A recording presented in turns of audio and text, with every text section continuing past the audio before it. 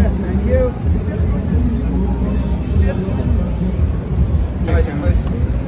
Oh, shit.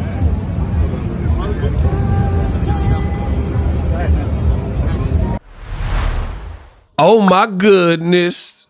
Terence Bud Crawford, that boy Bud is back. He's teamed up with Saudi, the Kingdom, and it's a monstrous card. Where the do I really even start? Subscribe to the channel. Now, follow me on Instagram. My link tree is in the description. You see it on the screen. We're approaching 55,000 people. At BOXINGEGO 1, that's my profile picture. Make sure you give the page a follow. Phenomenal boxing card leaks online yesterday, right? You see this picture. This is Terence Crawford versus Madrimov, which was officially announced. Let's go over the card. Now, Riyadh season comes to the States, and they're kicking it off with pound-for-pound fighter Terence Crawford at the top of the card. Terence Crawford will face Israel Madrimov. And we'll talk about this fight. Stay tuned to the end of this video. Now, the co-main event, which is perhaps my personal favorite fight on this whole card. You have newly crowned champion from Mexico, Isa Pitbull Cruz, who is fighting a very dangerous, bigger puncher named Jose El Rayo Valenzuela, who is with the David Benavidez camp, and he just got a sensational knockout in a rematch where he was robbed in the first fight against none other than primetime Chris Colbert. Then you have Tim Tszyu, who just fought Fundora, showed he was a true warrior, and he's taking on Vergil Ortiz. Should Vergil Ortiz be successful this next coming weekend against Thomas Delorme. Now, Delorme came from 140. Crawford already beat him. Delorme then later lost to Jerome Boots Ennis. At one point, he was driving Uber, and based on this fight taking place at 54, which Vergil Ortiz is new, Vergil Ortiz just came back in January. He's the bigger puncher, so most people are going to easily favor Vergil Ortiz, so he should get past Delorme, right? But we'll have to wait and see in Fresno. Then you have heavyweight action. Andy Ruiz Jr. finally making his return to the sport of boxing. Don't really know what's been up with him in terms of his hiatus, but he's going to take on 300-pound Gerald Big Baby Miller. Now, Miller did lose his last fight. It was pretty competitive until it wasn't, against Daniel Dubois. Rounding off the card, you have Cuban sensation David Morrell Jr., and he's fighting, I don't know how to pronounce his name, but his nickname is Hot Rod, and I have seen him fight live, right? And he's a tricky fighter. David Morrell is moving up to 175 pounds from super middleweight. Benavidez has moved up, or will move up, on that tank card, which I already talked about. So Morrell's kind of chasing the big fights, so he's just going to 175. So things are going to get interesting there. Now, also, you have Andy Cruz, and he's fighting Antonio Moran. Most people probably remember him when he fought Devin Haney, because that was, I believe, Devin Haney's last knockout. This card will take place in August 3rd in Los Angeles, BMO Stadium. Now, the interesting thing is the Saudis, the Kingdom, Turkey, Al-Sheikh, they've come in and they've made some big plays, and they're trying to help boxing by way of getting the promoters, some of the promoters, to work together. So the reason why this card exists, where you have Vergil Ortiz, who is a golden boy fighter, you have Tim Tszyu, who works with an Australian promoter, No Limit, but also Al Heyman and PBC. You got other people with their other situations. You got the co-main event, both PBC, Pitbull, and El Rayo. Crawford, I believe, is a free agent. You have Madrimov, who is with Eddie Hearn. You have Andy Cruz, who's with Eddie Hearn. David Morrell with PBC, etc., etc. So the reason this is happening is very simple. Money talks, and walks. The Saudis came in dumping and dropping bread to the point where it's exposure for your fighter. They're good matchups that the fans can like, and you don't have to assume really any of the risk and responsibility that you normally would when you're promoting and you have to come out of pocket, or the networks have to come out of pocket and that kind of thing. So they did the press conference in New York. You see Terence Crawford. So what does this mean for Crawford? Now, I haven't changed anything that I've said. Terence Crawford and Madrimov, they look roughly about the same size. Terence Crawford moving up. So that's one thing to notate. Terence Crawford is moving up from welterweight, where he's done it all. Like he got the golden, he didn't, his resume was thinner than Errol Spence, but ultimately it doesn't matter because he beat Errol Spence in dominating fashion and he became 2X undisputed. So he's on top of the world.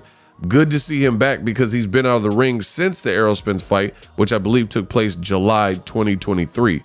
So by the time this fight happens, he will again have been out of the ring for over a year. And at age 36, he will be 37 this year, if I'm not mistaken, off the top of my head. You like to see him fight, He took virtually no real punishment in the Errol Spence fight, so there's no reason for him to not be fighting. Now, I said it before and I'll say it again. This fight could provide challenges for Crawford. Crawford has been hurt by smaller people like Gamboa, smaller people by Mean Machine. The Gamboa fight was obviously a longer time ago. Crawford has developed and gotten better, but even the Mean Machine fight at welterweight. So as far as I'm concerned, if Mean Machine can find a way to clip you, Mean Machine from Lithuania, Aegis Kavalovskis,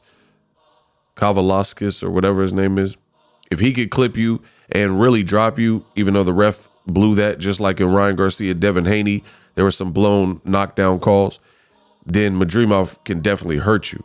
Now, Crawford has historically done good with this more Eastern European style, which Madrimov kind of has, but Madrimov is from Uzbekistan. They got a lot of good fighters from Uzbek.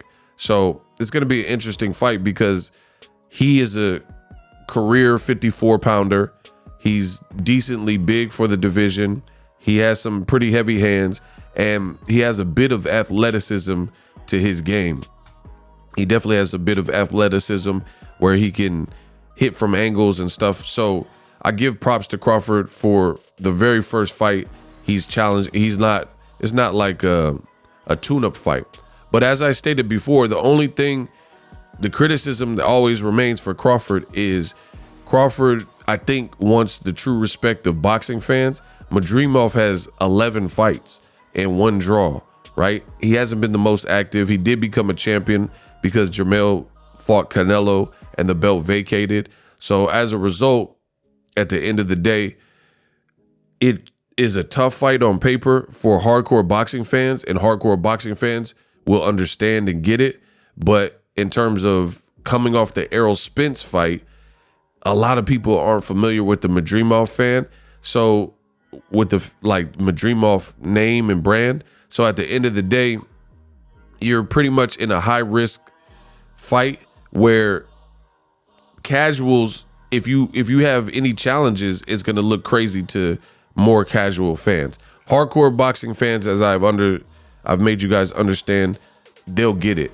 But the optics of it from lesser hardcore fans, they're gonna be like, man, he just fought Errol Spence and now he's fighting this like fake Triple G looking have a guy, hey guys, hey Max, his punch, nothing, tick tick tick.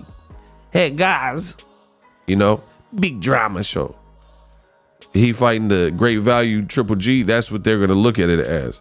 So Crawford always finds himself in where he's in there with somebody with some pretty solid skills, good skills, but they don't have the brand, the name, they don't have the resume.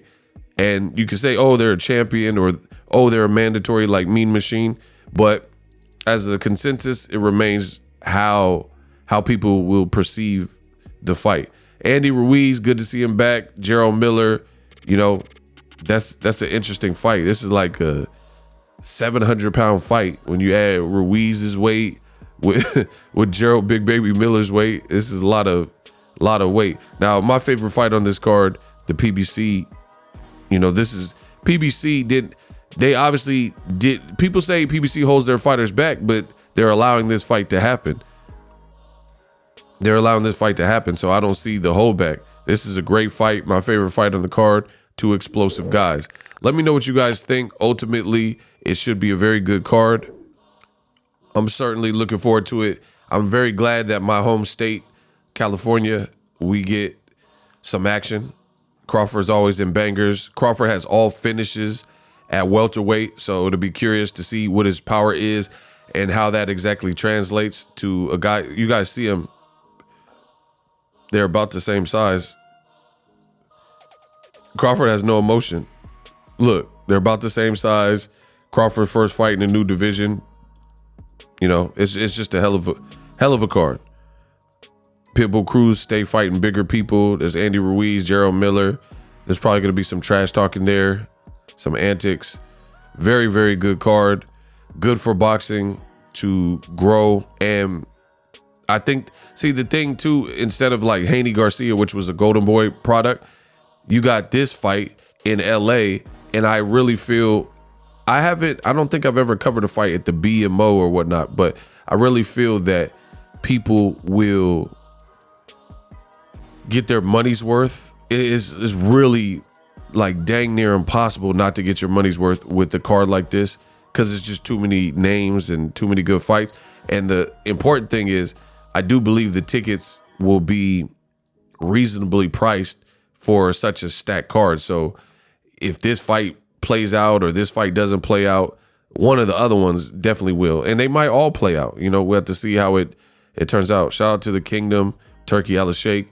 He's on his mission and he's assembling these Voltron type of cards. So let me know what you guys think. Drop your thoughts in the comment section. Subscribe to my channel because I'm the best in boxing. And it's not even close.